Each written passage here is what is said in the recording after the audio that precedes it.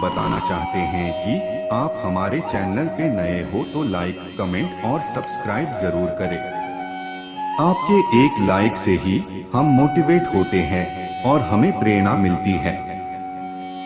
हमारे भारत में कई महापुरुषों ने कर्म के विषय में कई शोध किए हैं। हमारे पुरातन धर्म शास्त्रों में भी कर्म फल का बड़ा ही विस्तृत वर्णन किया गया है।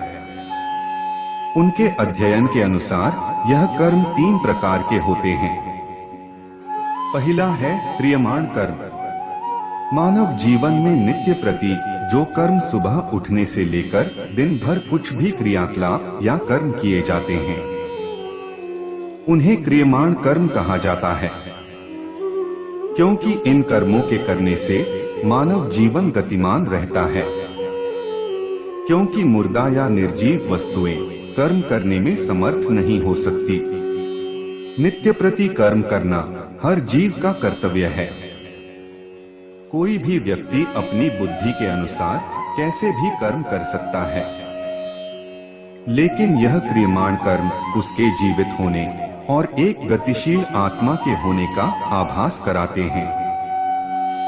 इस प्रकार से किए जाने वाले नित्य कर्मों का फल अधिकांश साथ साथ ही प्राप्त हो जाता है। जैसे यदि आप भोजन को ग्रहण कर लेंगे तो आपकी भूख स्वतः ही शांत हो जाएगी। यदि आप स्नान कर लेंगे तो आपकी देह स्वच्छ हो जाएगी और आपको स्फूर्ति एवं सुख का अनुभव होगा। इन कर्मों को करने के लिए आपको कोई अतिरिक्त शक्ति का उपयोग नहीं करना पड़ता। जैसे कि दिन भर की थकान के बाद आपको निद्रा अपने आप ही आ जाएगी।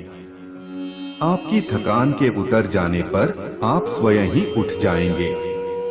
किंतु यदि आप आलस्य को धारण कर लेंगे तो आपका यह कर्म आपको जीवन की गति से दूर ले जाएगा। आपको इसके दुष्परिणाम भी भुगतने पड़ेंगे। इस प्रकार से किए जाने वाले कर्म क्रियमाण कर्म कहलाते हैं।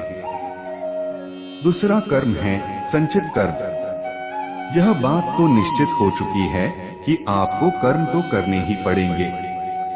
कुछ ऐसे कर्म भी होते हैं जो कि हम करते तो हैं, लेकिन हमें उस समय यह ज्ञात नहीं हो पाता कि इन कर्मों का परिणाम क्या होगा।